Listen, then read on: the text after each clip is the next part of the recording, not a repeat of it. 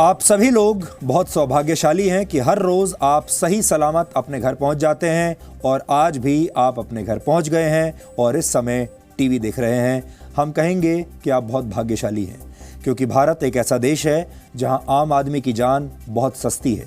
यहां कब कौन सा पुल गिर जाए, कब कोई दुर्घटना हो जाए और कब किसी की मौत हो जाए, कोई नहीं जानता। हमारे देश में कोई दुर्घटना तभी बड़ी मानी जाती है जब उसमें मरने वालों की संख्या ज्यादा हो। मौत के अलार्म से जागने वाला हमारा सिस्टम अब जिंदा लोगों की कद्र करना भूल चुका है। कोलकाता में आज ऐसा ही हुआ है। वहां 24 घंटे व्यस्त रहने वाले एक पुल का बड़ा हिस्सा अचानक गिर गया। वैसे ये कहना सही नहीं होगा कि पुल का हिस्सा अचानक गिर गया, क्योंकि कोई भी पुल अचानक नहीं गिरता। उसके गिरने के पीछे कई वर्षों तक पूरी ईमानदारी के साथ, पूरी निष्ठा के साथ किया गया भ्रष्टाचार होता है, लापरवाही होती है।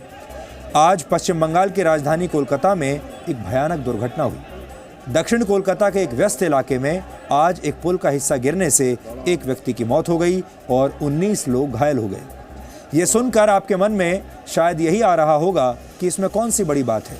बड़े बड़े शहरों में ऐसी छोटी मोटी खबरें तो होती ही रहती हैं और मन में आया हुआ यही विचार हमारे देश का कड़वा सच है। किसी की मौत से उसके परिवार के अलावा अब किसी और को कोई फर्क नहीं पड़ता। ये 40 वर्ष पुराना पुल है जिसे माझर हाट पुल कहते हैं। आज शाम करीब 4:45 पर इस पुल का एक हिस्सा गिर गया। उस वक्त भी इस पुल पर कई गाड़ियां चल रही थी। एक मिनी बस, 3 कारें और कुछ बाइक्स भी इस पुल के टूटते ही जमीन पर आ गई। हादसे के तुरंत बाद 25 घायलों को यहां से अस्पताल पहुंचाया गया और यहां पास ही एक नए मेट्रो प्रोजेक्ट का काम चल रहा था। बहुत सारे मजदूर अक्सर अपनी थकान मिटाने के लिए इसी पुल के नीचे लेटते थे या बैठते थे। ऐसी आशंका है कि 5 मजदूर भी इस पुल के नीचे दबे हो सकते हैं। एनडीआरएफ, फायर ब्रिगेड और पुलिस की टीमें यहां बचाव और राहत के काम में अभी भी जुटी हुई हैं। अगर आप इस पूरे इलाके के सैटेलाइट मैप को देखें तो इस पुल के नीचे एक रेलवे लाइन है और इस रेलवे लाइन के पास एक नाला भी है। बचाव दल के सामने ये भी एक बड़ी चुनौती है। उन्हें यह भी देखना होगा कि कहीं कोई व्यक्ति नाले में तो नहीं गिर गया, क्योंकि पुल का एक हिस्सा रेलवे लाइन के अलावा नाले पर भी गिरा है। हिंदी के मशहूर साहित्यकार हरिशंकर परसाई ने एक बार कहा था कि सबसे ज्यादा विटामिन पैसे में होता है। देश के भ्रष्टाचारी लोग इसी विटामिन का सेवन करते हैं। ये ऐसा विटामिन है जो भ्रष्ट लोगों को मजबूत करता है और देश के पुलों को, सड़कों को और इमारतों को बिल्कुल कमज़ोर कर देता है। हमारे बड़े बड़े शहरों में बार बार हादसे होते हैं। हर बार जांच कमेटियां बैठती हैं। कुछ दिन शोर मचता है, अखबारों में छपता है, न्यूज़ चैनल्स में आता है और इसके बाद सब कुछ शांत हो जाता है और अगले हादसे का इंतज़ार शुरू हो जाता है। अब हम आपको आज 3 तस्वीरें और दिखाना चाहते हैं।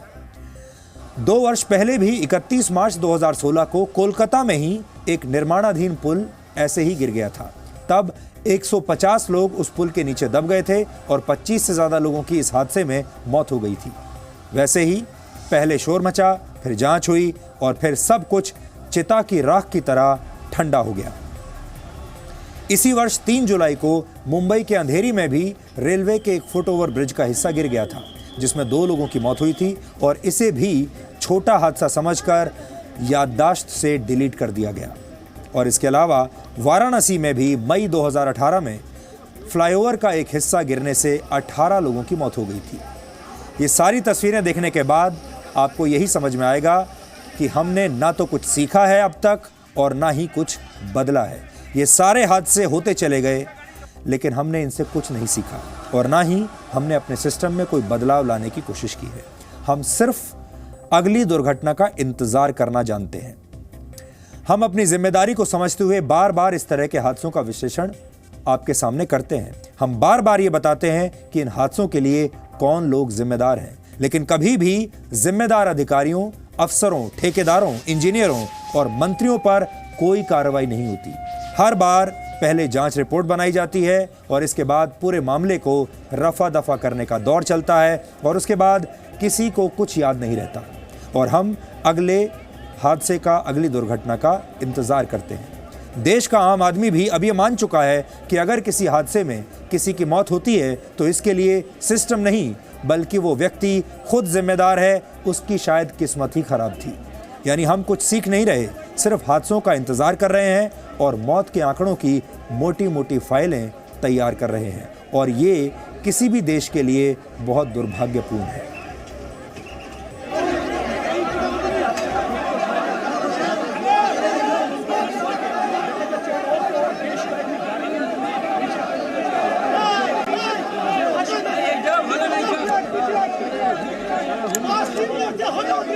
अचानक से ब्रिज बैठ गया। अब बैठने के बाद में उसका बाद में सब गाड़ी और जितना गाड़ी था वो एक से टकरा करके सब फंस गया यहाँ पे। दौड़ करके आते हैं तो आकर के देखते हैं जो ऊपर में 5 आदमी, मतलब आधा अवस्था उन लोग का जान निकलने का। ठीक है, ब्रिज जो गिरा है वो ऑफिस है वहाँ पड़ी, तो ब्रिज उसका ऊपर में पूरा गिरा हुआ है। ये कोलकाता के उस पुल की तस्वीर है जिसके नीचे सिस्टम की लापरवाही, भ्रष्टाचार और लोगों के प्रति संवेदनहीनता दबी हुई है।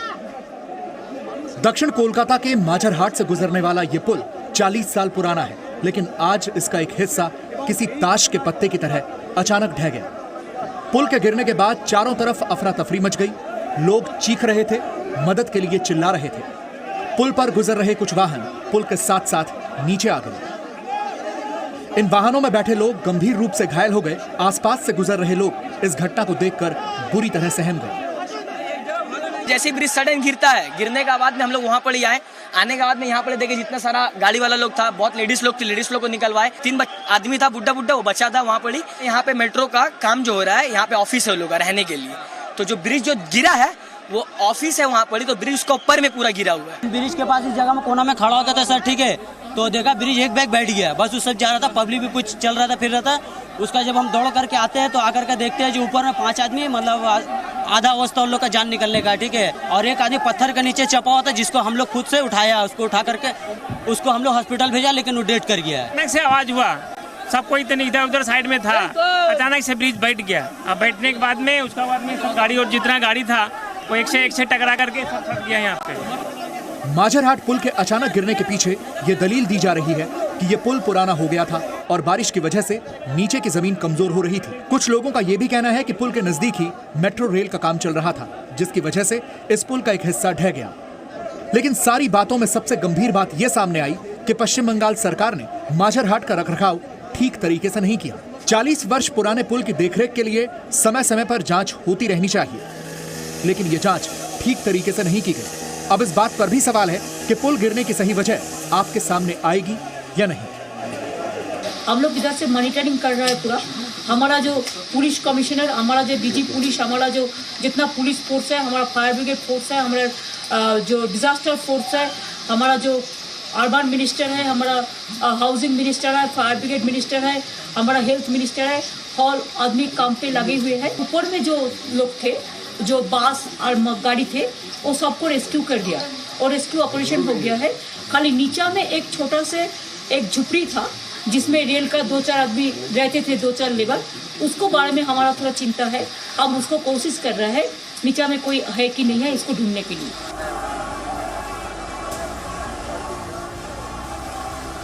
पश्चिम बंगाल सरकार चाहती तो साल 2016 में निर्माणाधीन विवेकानंद फ्लाईओवर के गिरने से सबक ले सकती थी,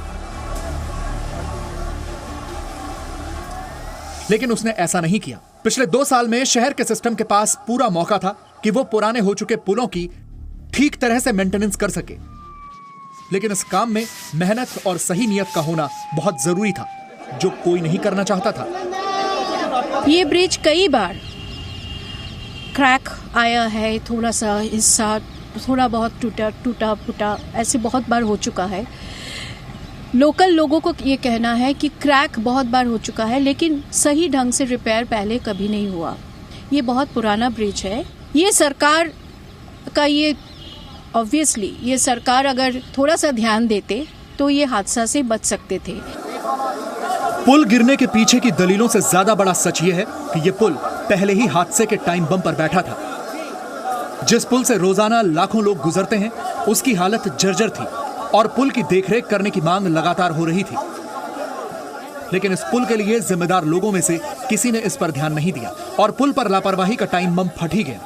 ये पुल भी 40 साल पुराना था, लेकिन इस पुल के करीब 13 किलोमीटर दूरी पर 75 साल पुराना वो हावड़ा ब्रिज मौजूद है, जो रोजाना लाखों लोगों का वजन अपने ऊपर सहता है। इसके पीछे तर्क ये भी है कि इस पुल का निर्माण अंग्रेजों के द्वारा किया गया था और उनके काम में लापरवाही की संभावना ना के बराबर होती है।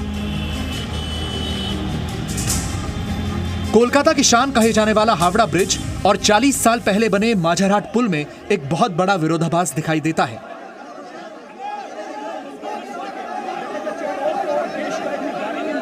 There is a report that there was a pit here for quite some time. I don't know whether the PWD people noted it or not. They said that the responsibility to maintain this is laid with the PWD and the railway administration. I think the matter requires to be inquired into. That's all. इस पुल के गिर जाने के बाद आज पश्चिम बंगाल की सरकार और कोलकाता का सिस्टम एक बड़ा सबक ले सकता है। कोलकाता में आज भी ऐसी इमारतें और पुल मौजूद हैं जिन्हें मरम्मत की जरूरत है। सरकार चाहे तो पुराने हो चुके निर्माण को ठीक करके हादसों को रोक सकती है। यह काम कोलकाता की जनता पर सबसे बड़े मरहम का काम करेगा।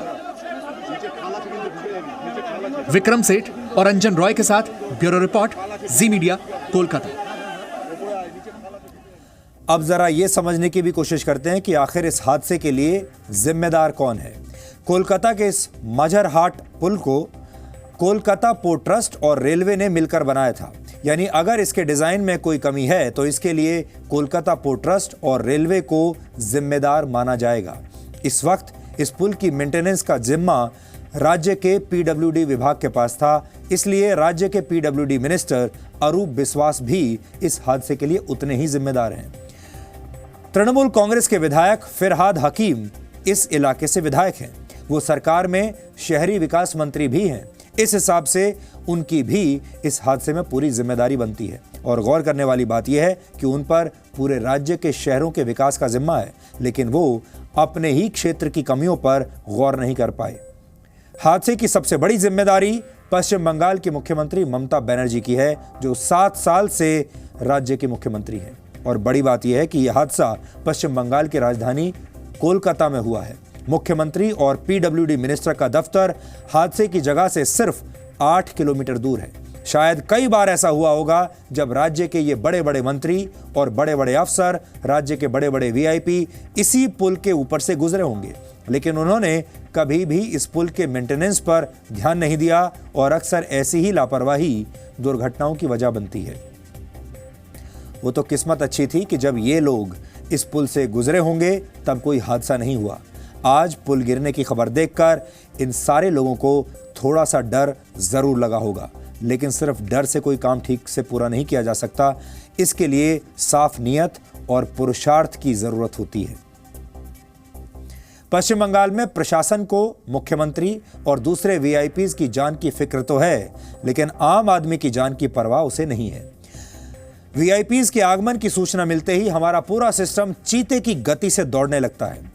पश्चिम बंगाल में मुख्यमंत्री के दौरे से पहले एक सड़क की मरम्मत सिर्फ 3 दिन में हो गई, जबकि आमतौर पर ऐसे काम में 1 महीने का वक्त लगता है।